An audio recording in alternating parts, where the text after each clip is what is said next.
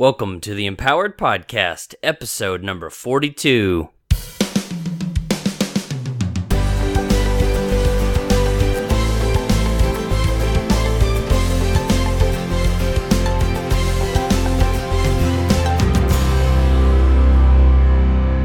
Thank you for tuning in to another episode of the Empowered Podcast. Today's guest is Dr. Lawana Gladney, and she is the emotional wellness doctor, and she's the author of the book, If You're in the Driver's Seat, Why Are You Lost? A Roadmap to an Amazing Life. And her motto is, and I completely agree, success begins with the mind. How are you this morning? I am doing well. How are you? I am doing great. It's a great day to be in Texas, isn't it? Yes, it is. So you're up in Richardson, which is in the Dallas area, right? Yes, absolutely. Suburb of Dallas. Perfect. And I am, of course, down here in Austin, as many of my listeners know. So, you know, the sun is shining. It's just great weather and definitely, like I said, a great time to be in Texas. So I'm excited to have you on the show. I want to talk about your book.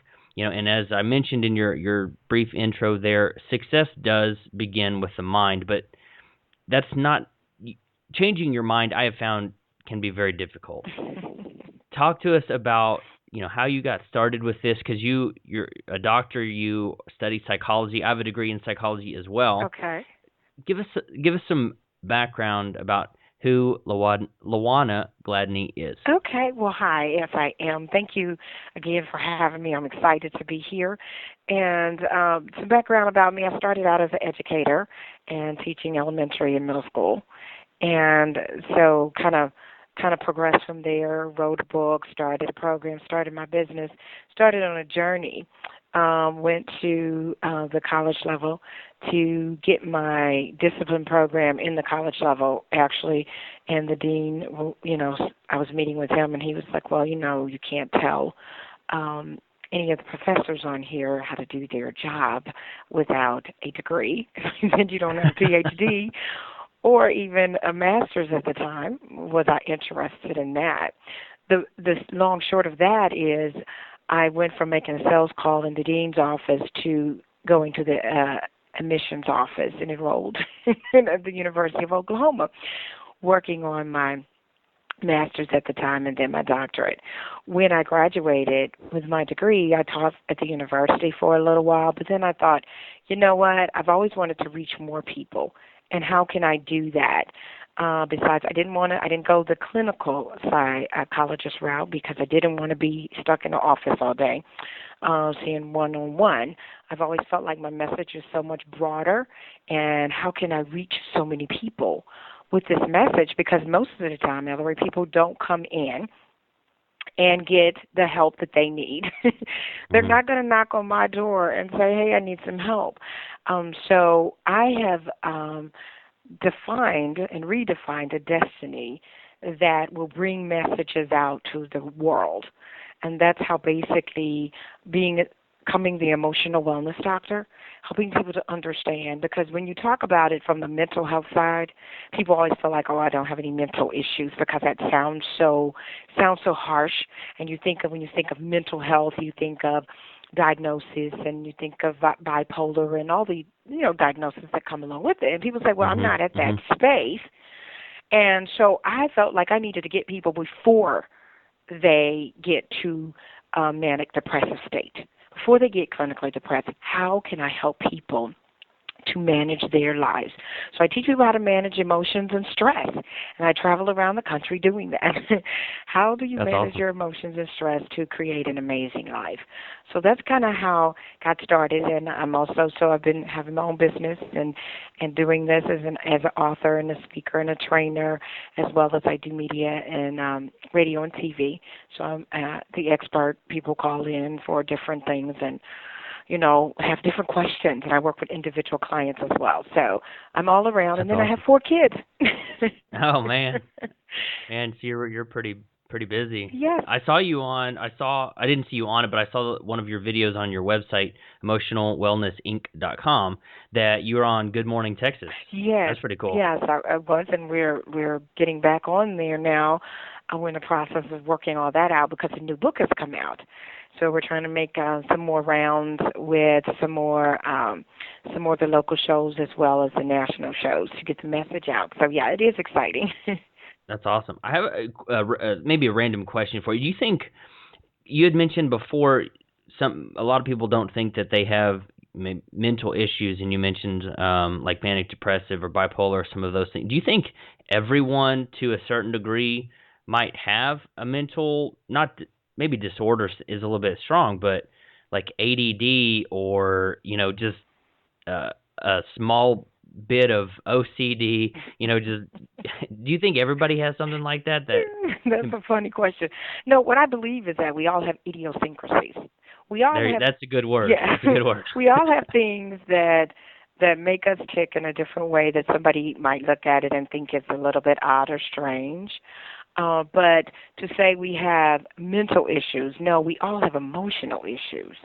What that means is that every day we have a gamut of emotions that we deal with, both positive and negative. And a lot of times, because of emotions are how we feel, it's a feeling.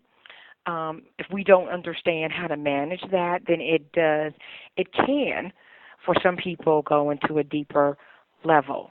So depression, for instance, and we have 19 million people nationwide who are depressed, and these are only the people who we know that are diagnosed with depression. It's way more than that. It's way more than that. It's 121 million worldwide. That doesn't include any of the functionally depressed, which means people have learned how to function in their depression, and some people don't even know it. And so with that, if you don't get control of that, it can lead to a clinical depressed and things like that. So it's no different than the physical disease. So, if you say, okay, your blood pressure's a little high, you need to start eating better, you need to start doing these things. And if you don't make those switches and changes, then you will end up with high blood pressure. So it's the same kind of thing. If you don't make the switches and changes necessary, then you can end up with some deeper mental disorder. And it's not to say people are born with some. Some people are born with some. I completely understand. A lot of the people who listen to this podcast and read my blog are people who are looking to take their success to the next level, or they're looking to break out of the mold that they've either been put in or created for themselves, and they just want to do something new. Do you see a recurring pattern in people who are looking to grow themselves and develop from a psychological standpoint, or is everybody just all over the place and completely different? No, I do see there are patterns, because the people that are driven, and I've written an article called The Psychology of a Driven Personality. There are some people that are just naturally driven, and those are the people who really do seek after success. And what success means is their own definition of success, because sometimes we just think success means that you have to have a lot of money, which is not true. So success takes on different varying forms. But those people that are seeking it, they have a certain behavior pattern, and they do certain things that other people do not do. So there is a pattern. And then other people, the people who don't believe, those are the people who believe they really are in the driver's seat. So the listeners here, they believe that they have some control over their life. If I make this particular change and switch in this direction, then this can be the outcome. Unfortunately, the most of the population, which we say 90 to 95% of the population of people, just believe that life happens. They believe that, this is what they were born into, this is what it means, this is the hand I was dealt, and I really can't do anything about it. So they have a certain behavior pattern as well. And it's unfortunate, because then people don't understand that if I don't like the script of my life, I can change it. A lot of people just don't believe that they have that ability to do it and the power, which then goes back to the mindset. Yeah, and that I was going to save it till a little bit later, but we'll kind of mix things around a little bit too. You admit your latest book is If You're in the Driver's Seat, Why Are You Lost? And I saw that when I was surfing around on Amazon looking for something awesome to read, and that title was pretty catchy to me. And I want to believe and feel like I'm in the driver's seat, and I think people who are listening to this podcast want to be in the driver's seat.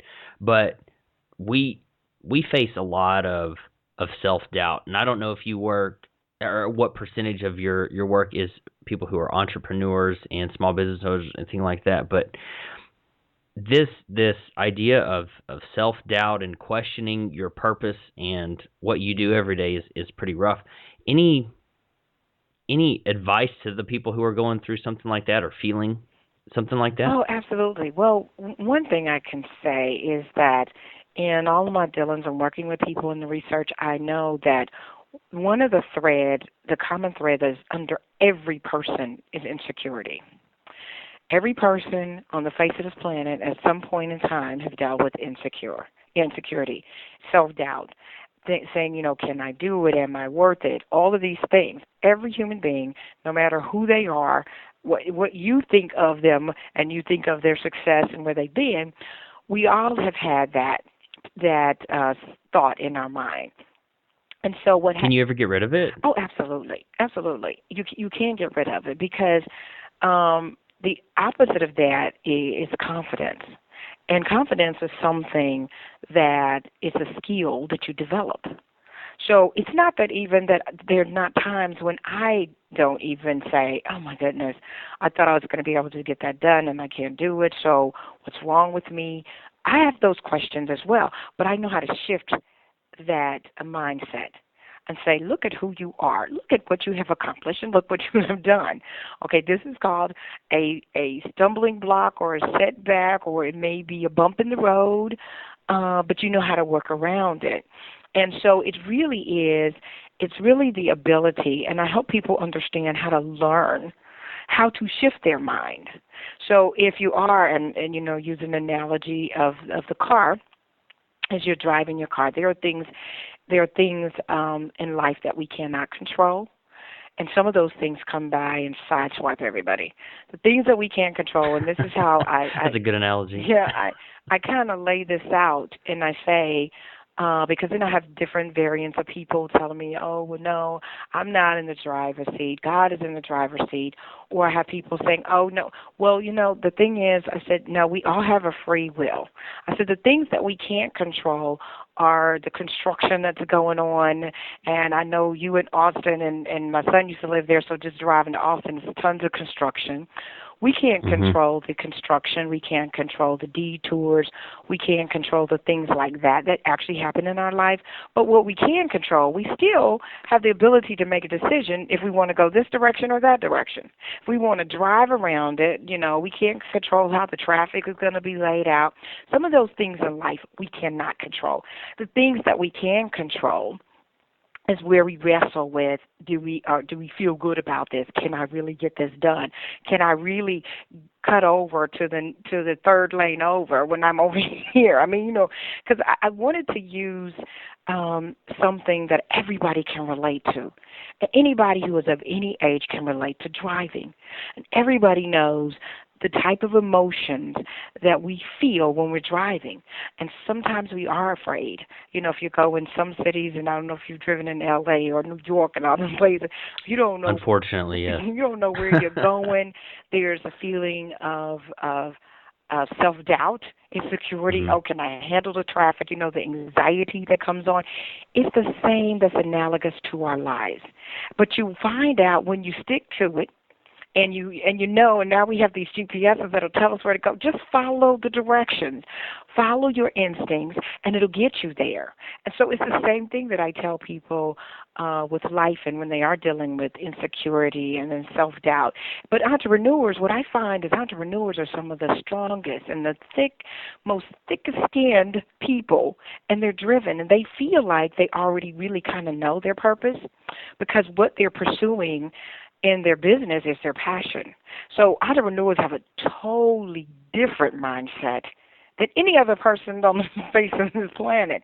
And that's always real interesting when I'm studying the entrepreneur versus the person who is okay with going. And everybody can't be an entrepreneur. We know that because as entrepreneurs, we need somebody to work for us. So, Yeah. everybody has their space and where they fit in. But those people that find themselves doubting and thinking, oh, was this really it? Am I really going to do it? It's really because we come along so much construction, we come along all these detours, and sometimes we just don't know where else to go. But you can curve that around by shifting your mind from saying, can I do this to I can. And I talk a lot about that in the book, about how even our words and what we say is really what feeds our mind, and our mind is what makes us behave a certain way. So you can change your behavior. So it's real great how all of that kind of flows out. And you mentioned purpose just a second ago, and that's one of the questions that I've been asking myself lately. And one of my friends that's in a mastermind group with me, he gave me this idea, and I've been asking myself. And to find purpose, the question again that I'm asking myself is, what do I want to be known for? Do you have a technique or a introspective question that we can ask ourselves to find our purpose? Absolutely. And I'm so glad you talked about that, because one chapter is I talk about purpose and the meaning, because what I found also is it's only about 5 to 8% of the people in the world that really know their purpose. And everywhere I travel around, I always ask the question, and it doesn't matter if it's 200 people or 500 people, it's going to be less than 10% of the people that raise their hand to say they know why they're truly here. And what I find with that is that then it's people that's just wandering around in their car lost. They don't really know where they're going. They know a temporary destination, but they don't know the long term. And so that's a good way that you say, what do I want to be known for? But the question when I'm working with people on an individual basis that I ask is, if money were no object, if it was no object for you at all, what would you be doing?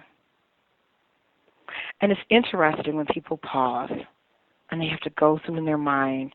Some people know immediately what they would be doing. Other people, when they think about it, and they said, what would I be doing? So I'm going to ask you that question. I'm going to show you how this plays out. What would you be doing if money were no object for you? I think I would maybe spend a week or a month or however long at different locations around the world. I think I would travel a lot. My wife and I would go anywhere that we wanted to. And honestly, I'd probably still be reading books on personal development and leadership, and writing blog posts about it. I'd probably still be doing the podcast. I'm right now. I'm doing a lot of what I love and need to make more money do it, and need to focus on creating more value, I guess. But that's what I would do. I'd be doing what I'm doing, except I'd be traveling the world while doing it. Okay. Well, then, so what it all relates back to, because your purpose relates back to your passion, it relates back to your gifts, your abilities, and your experiences. And I do an activity, and it's called Your Shape and Your Personality. And so it's very interesting. So you're already really doing what you're good at, what you like to do, what you love, your passion. It goes back, and that's the way we were all created. And so finding your purpose is one thing. That's only one part of it. The other part of it is, how is it going to be manifested in your life? Because some people do still know it, but they're afraid. They're afraid, and they're thinking, I can't do that again. Here comes the self-doubt, the insecurity. And they're like, well, I don't know how to make that happen. Do you think it's harder to find your purpose or to execute on your purpose? I think it's really harder to execute, because I really think most people kind of know. And just like, you'll say, okay, some people, they're born to teach. They're going to teach for the rest of their lives. They're educators in the school system, and this is what they are here to do, is to change the lives of students, people, through teaching and learning. And they already know that. They're doing, what they love to do. People who don't know and can't find it, or some that have found it. Like I said, it's kind of like that scary thing. Okay, so now what do I do? How do I make this happen? I knew my purpose was to change people's lives through my words and through my music. That's a lot of ways to do that. So, and I'm doing it Hmm. in all the ways. I'm speaking, I'm writing, I'm talking, I'm working with music. I mean, so I'm doing that in a different ways, and the sky's the limit. As you know, who would have thought 12 years ago about blogging? We didn't hear about that word. It's new. It's come up. Yeah. And now, because I can remember going to a class and we were like, blogging. And they were talking about the speakers need to get a blog and blah, blah, blah. So we were trying to learn what that was about. But it's so many different modalities and ways to bring your message about, and you figure that out. Most people, they get afraid. And they're like, well, I really want to, but then money becomes the reason, which is why if I take money off the table and ask you, what would you really be doing? You find out what people have a passion for and what their eyes light up, their voice, oh, I would do. you know, that's really why they're here. But we let money and other stuff kind of block us. Hmm. Oh yeah, absolutely. Before we go to some of the questions I ask everybody, I want us to go back to the time when you said you were in the dean's office, and he said you can't really talk to the college professors unless you have an advanced degree. And I've talked to a lot of people who either want to go back to school for some reason, they're not really sure, but they think it's maybe the next step. But here you're faced with a challenge, or an obstacle. Or I guess they're kind of the same thing. Yeah. You want to be able to teach these people or help these people, guide these people with these advanced degrees, and you're faced with either give up on this or do something else, or go back and get. I think your page says your PhD is in instructional psychology and Mhm. technology. So you're faced with continue or redirect and find something else. What was going through your head that finally pushed you in the direction that you took? Well, really, I had excuses. And if you think about it, most of us in life, whenever something that we want to do, we'll find a excuse. And it's not to say it's not a valid. We can say reasons, and it sounds a little better because excuses mean it seems like you're not really trying. But we can have valid reasons. I was thinking, you know what? I just graduated. Who wants to pay for more student loans? Blah blah blah. I don't want to do all of that. So the student loan, I mean the money was one of my reasons or excuses, as well as I don't test well. I don't do well on those standardized tests, and I did not want to take the GRE test to get in graduate school. So Hmm. I used both of those as reasons for not going back. And when I got in there, and he removed those excuses, I said, oh, I don't test well, GRE. He said, well, do you have a 3.0 or above in the last 60 hours? Because that's all that's required in this particular university to get into graduate school, and you don't have to take the GRE. And I was like, I had 3.1. So I was like, oh, okay, yes, I do. And I said, well, the whole idea as far as the money is concerned, and he said, we have scholarships. We have academic scholarships that are available here on campus, and we're in the process of doing recruiting. So he said, I can give you the professor's name that you need to talk to. I'm pretty sure we can get you an academic scholarship. Well, Ellery, here that he removed my excuses. What else could I say? Right. And so a Yeah. lot of times people, we let the excuses bar us, and we don't think of other ways on how we can work around that. What I found out through that experience is for 7 years, the University of Oklahoma paid for my degree. I didn't owe them a penny because I was on an academic That's scholarship, awesome. and they said, you keep up the 3.25, 3.50. They came to me when I finished the master's and said, we want you to stay and do your PhD. And I'm thinking, I was having babies at the time. I was pregnant with my third child. I'm thinking, I'm children at I've home. got things to do. Yeah, here's my reasons and excuses. It wasn't money anymore. It was, I have these children, and I really need to be at home. Well, I guess I was working my own business still, but I had so much going on. And then I sat there and I thought, this is crazy. How in the world can somebody turn down a free education? One day, this is going to be very helpful. Then I won't have anything else barring me from, I can go anywhere. They're not going to say, well, you don't have an advanced degree. When you get the top degree, what else can you say to me? So it opened up, and all the limitations that I had placed on myself, it was like the excuses were removed. And so to people, I want to say, yes, there are a lot of reasons and a lot of things why we say, oh, okay, I can't do that now. I shouldn't do that. My thing is like, you know what? When is going to be a better time? Because if we say, oh, it's when I get more money, we all know what happens in life. Seems like we're always chasing money. So not letting that be the excuse or the reason for not, tackling something else, and particularly as entrepreneurs and the things, even the capital, we can say, oh, we don't have the capital enough to do. It's been amazing on my journey of an entrepreneur that, I learned how to just work. If you didn't have the capital, I created the capital. Okay, so the bank says no. You can't get grants, you can't get loans, you can't get whatever else. You have no rich relatives. Okay, how do you make all of that happen? Those are reasons. They're valid reasons, but we got to be able to look beyond that and shift around it in order to get to that next level. And that's when you say, here's the problem. Let me look at this problem, but to every problem there's a solution, and that's what I've always taught everybody. To every problem there's a solution. Focus on the solution, and you'll be surprised at what your brain, if you let your brain breathe, and if you let your brain create, it will come up with all kinds of stuff because that's how we're made. Most of us shut that piece of us down. So we just, and again, the excuses look so much bigger than anything that our brain could create.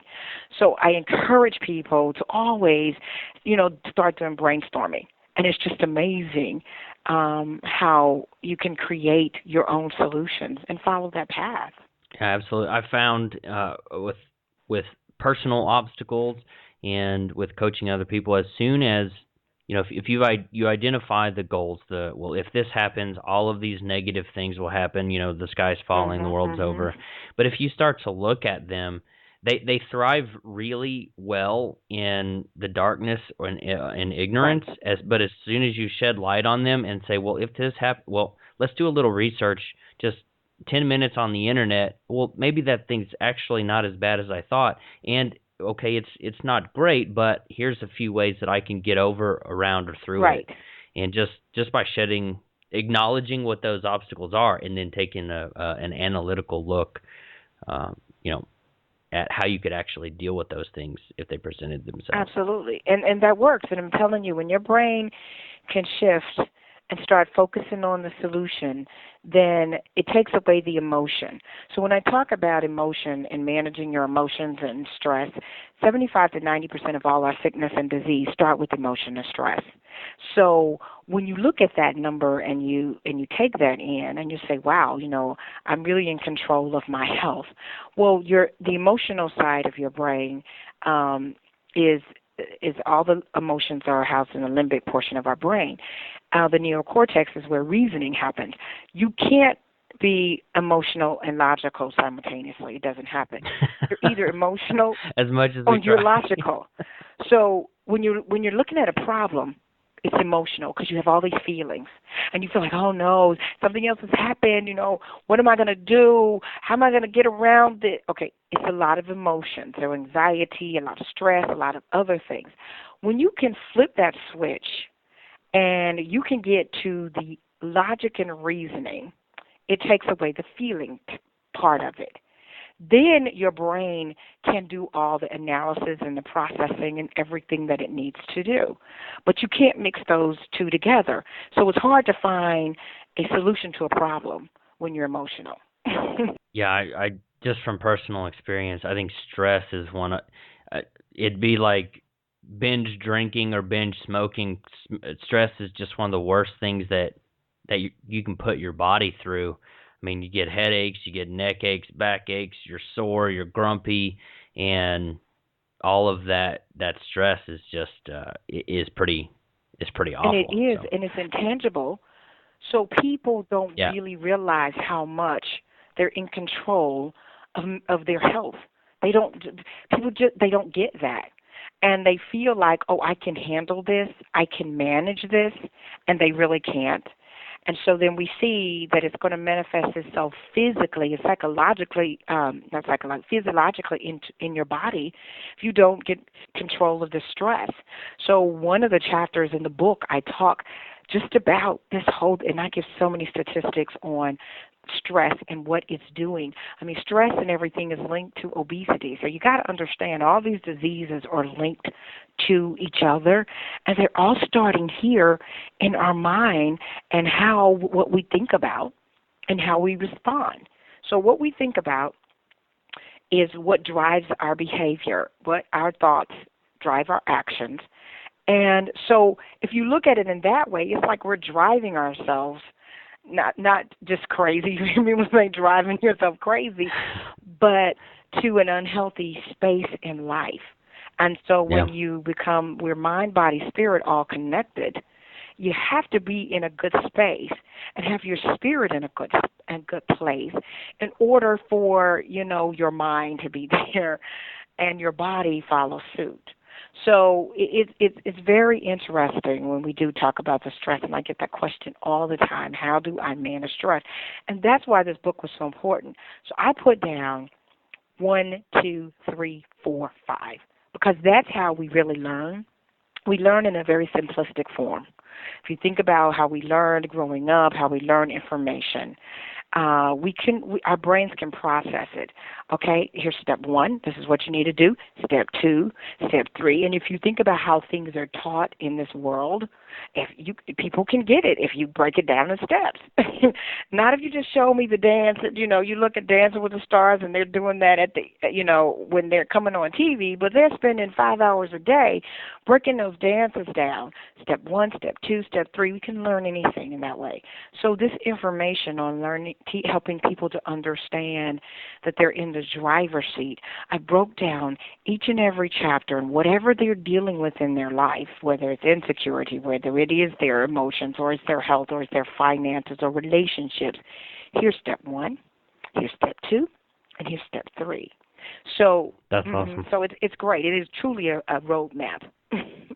Awesome. Well, being on the Empowered podcast, you might have expected we would talk about the word empower, and I want to empower people with my blog and the podcast, and I'm sure you want to with your book and your teaching and everything. What does the word empower mean to you? Well, empower means to me that it's something that's internal, that it's like you're giving somebody. When you feel empowered, you almost feel like you can conquer the world. And empowerment comes through knowledge and confidence. And you have all the knowledge because fear is high when knowledge is low.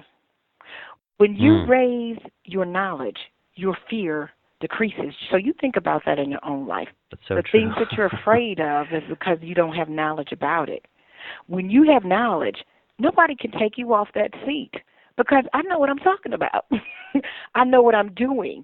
I feel really confident. So the knowledge paired with the confidence is what really empowers people to feel like I have what it takes to get whatever it is done. And so that's what you're doing, and that's what I'm doing. We're giving people knowledge. We're giving them ideas. We're giving them strategies, suggestions, all of these things. So therefore they can say, I have the knowledge. So I don't need to be afraid. So that's what it means to me. When you had said that you've had your own business, and of course you were building that or growing that through your education process, and you're now doing your own business. When you decided to make that change and not follow the typical go to school, get a degree, go to work for somebody else, when you decided to do your own thing and build your brand, what kind of resistance did you face through that process? Well, people were always like, are you sure? I was a school teacher. How much more set can you be in meaning that you're going to have a job well, at the time? Because now I do see teachers that it's hard. But it's like you're going to leave the comfort and you go out into the unknown. Are you sure? And when I first started out, I wrote a discipline program, and I started out training teachers. So I knew it was something that was needed. I was solving a problem. When I came to the places where I decided to switch and not just focus on education, I became a little unsure of myself. But it was because I didn't know what problem I was solving. And I know that people are going to want you if you are solving a problem for them. And then, of course, when I was insecure, then other people were around me because it's like, well, how's your business going? Oh, well, it's not going like I thought it was. So I had to do more research. I had to do more, find out more things, again, to empower myself with the knowledge so that I can become confident in what I was doing. But still, yeah, people are like, okay, it's almost like, well, you have to show me. Because when you do step out there, you do something that's non-traditional. It's like, why would you do that? Because it's not stable. You're not getting a paycheck every 2 weeks. So I did come up on the resistance. And my mother still, my mother, and it's been almost 20 years, and she will still say, how do you make your money? Because in her mind, she doesn't understand all this technology. She's in her later 70s. She's like, how do you do all of this stuff? She said, her brain doesn't function like mine. So she said, how can you create all of these things and teleseminars and people call you and they pay you money? She can't understand it. And so she said, well, I'm glad you like what you're doing, and I like that you like it. So it's still kind of funny to hear some of the comments that people will still make, even after it's been almost 20 years for me. They still don't understand, and I'm just having the time of my life and loving life. Do you agree with the statement, fake it until you make it, or should you be honest? No, yeah, you know what? You do have to. And let me tell you why. Because remember I talked about the way, the words that you say and your thoughts? Mm-hmm. So you have to be in the space where you want to be. So it's not, people make it sound, they lessen what it really means when you say fake it, because who likes a fake person? But if you mm-hmm. think of it in a way, think yourself where you want to be and act like you're there today, then it sounds completely different. Yeah, I guess if you're not as successful as you would like, you need to look at the small achievements. I was kind of feeling down. Well, not kind of. I was feeling down for myself. I've been a full-time entrepreneur since the middle of January, and so today is I think the last day of March 2014 for everybody listening. And about a month ago, I was kind of feeling down. I wasn't achieving all of the goals that I had planned for myself, and my wife says, "Look, in the last month, you've booked X number of clients for this. You've started your coaching plan," and she just started listing some of these small mm-hmm. things. While they weren't what I had in mind, when she listed them out like that, and sometimes we need to do that for ourselves, or sometimes we need to find that support system. But when she started listing those small achievements out for me, I was like, man, I'm actually a lot further than I thought I was. But again, it goes back to some of that self-doubt, and that's why I asked that question about the fake it until you make it, because I would love to be able to say, yeah, I'm just, I've fully replaced my full-time employee income, and just things are great, and we're going to... Well, you're trying to be on a fast track. If you're talking about just 2 months, Well, my podcast has been going for about 6, and I've been blogging for a couple of years, but as far as full-time mm-hmm, goes, mm-hmm. yeah, it's been since January. And like I said, it's maybe not what I had expected or hoped for, but it's still a lot of progress compared to where I was just 3 months ago. And so. That is important. That's something I tell people. I have them list out a list of 20 accomplishments so that we can remind ourselves, if you do start self-doubting, to look at how incredible you are, to look at your successes, to focus on what you have and not what you don't. That's really helpful. So to everybody out there, focus on what you have and not what you don't. Now, we're going to get there because you do have to think yourself where you want to be. Because where you are right now is where you thought you would be. So you go, you have to think. I like that. You have to think yourself where you want to be, and where you are is where you thought you would be. Absolutely. Is that yes. How awesome? Yes. So You see, I could go on, right? Yeah, and I know we're running out of time, so I want to ask one fun question and then one last serious question. What was the last movie you saw? The last movie I saw, we just went to see Nonstop. Nonstop, that flight movie with Liam Neeson. Oh, how was that? Oh, it was great. I like movies. I like him as an actor. I think, I mean, not that he's old, but he's definitely not as young as some of these guys out now. And I don't know where he all of a sudden became this. I don't want to say badass on the podcast, but I just did. But all of a sudden, he just became this badass, and he's just beating the crap out of people in all these movies, like Taken and stuff. And Yeah. he's one of my favorite actors. So I'm glad that movie is good. I think we'll have to catch that You'll one have too. to catch it. It was great, but it was kind of really scary combined with the flight that's missing, 370. Oh, right. And so we had just gone to see it, and probably not even a week later, that I was thinking, oh my goodness. And so, yeah, you have to see it. I highly recommend it. It's a suspense movie that you just can't predict. Very cool. And my last final question is, what is one tip or piece of advice that you can give people who are where you were maybe 20 years ago, but who are just starting out looking to change or make a change in their life? What's one tip or piece of advice that you can give them? Oh, you have just one? Oh my goodness. I'll try to condense this down to one. The 3-part. You have to have a plan. You have to stick to the plan, and you have to be patient. Everything is not going to happen overnight. You have to celebrate the small successes, just like you were saying earlier. It's a success. Focus on the things that you do have and not what you don't. But continue to plan and stick with the plan. Get your roadmap for your own life, and that's what's going to get you to success.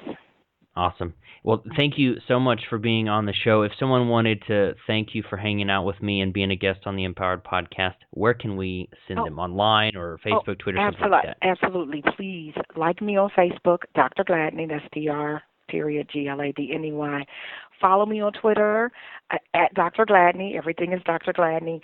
And then go to my website and sign up for tips. It's creatingamazing.lives.com. Creating Amazing Lives. And definitely you could buy the book on Amazon if you're in the driver's seat, Why Are You Lost? Or it's at all the Barnes & Nobles, Books of Millions, anywhere books are sold. So definitely get that roadmap and create your amazing life. Perfect. And I'll put a link to grab the book in the show notes. Thanks so much for hanging out with me today. Thank you for having me. I enjoyed it. Oh my gosh, wasn't that just an extremely powerful interview when my wife Ashley, many of you know her, as she was going through this episode and doing all of the edits, she told me that she absolutely loved this one. And I wanted to point out something that Dr. Gladney had said that I fully 100% believe in. I've used a different analogy, but what she said was, people don't understand that if you don't like the script of your life, you can change it. Isn't that incredible? It's not only empowering, but it's also freeing, in my opinion. We're not tied to the hand of cards that we've been dealt. That's the analogy that I like to use. I'm not a poker player, but I like some cards. We're not tied to the hand we're dealt, and we are not bound to the script that we think that we have been given in life. There was a funny cat image I saw on Facebook just yesterday, and this cat says, "I was born poor, but you stayed poor." And to me, it's the exact same thing. We can be born into a certain family. We can be born with a handicap of some sort, whether it's mental, physical, or just an emotional type thing. But we can change all of that.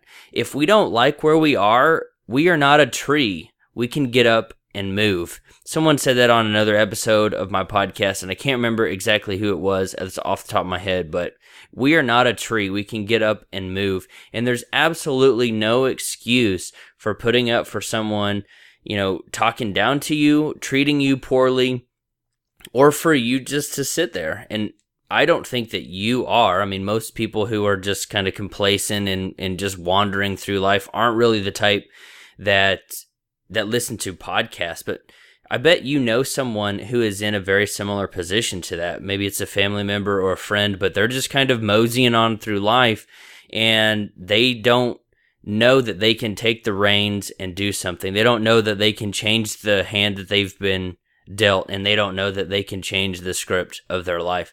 That's what I want to leave you with today, that you are empowered to do something different with your life if you want to. You're empowered to do something better with your life if you so choose. All we have to do is make that decision, make that change in our life, and actually go out and do something about it. So thank you for listening to the podcast today. I'm your host, Ellery Wells. You can check out everything about me at ElleryWells.com. And if you'll do me a favor, social media moves so incredibly fast. The life of a tweet on Twitter is like 16 seconds or something. If you don't miss it when it goes out, it's gone. On Facebook, it's just a couple minutes. And then their algorithms and all of this junk that social media is, and baby pictures and cat memes and all of these things. The best way to stay connected with me and really get notified of blog posts, podcasts, where I'm speaking, events that I'm putting on, all of those things, is to be on a very exclusive list. If you go to empoweredpodcast.com/awesome, that's empoweredpodcast.com/awesome, you can be on Ellery's awesome list. I just made that up, so I don't know if it's going to stick or not. But you can go to empoweredpodcast.com/awesome. I give away free stuff all the time. I give away some of my best information to the people that are on that list. And quite frankly, it's the only way that you can see all of my stuff. Now, if you're on Gmail, sometimes my emails go to either the promotions tab or the spam tab. It's a very, very tricky algorithm, very tricky thing that Google's got going on there. So if you sign up for the list and you don't get an email within a couple days, something's wrong. However fast you get on that list, if it's not within maybe 72 hours of you being on it, if you don't get at least one email from me, check one of those folders, because I always send out good stuff and I don't want you to miss it. So empoweredpodcast.com/awesome. I'm your host, Ellery Wells. We'll see you in the next episode.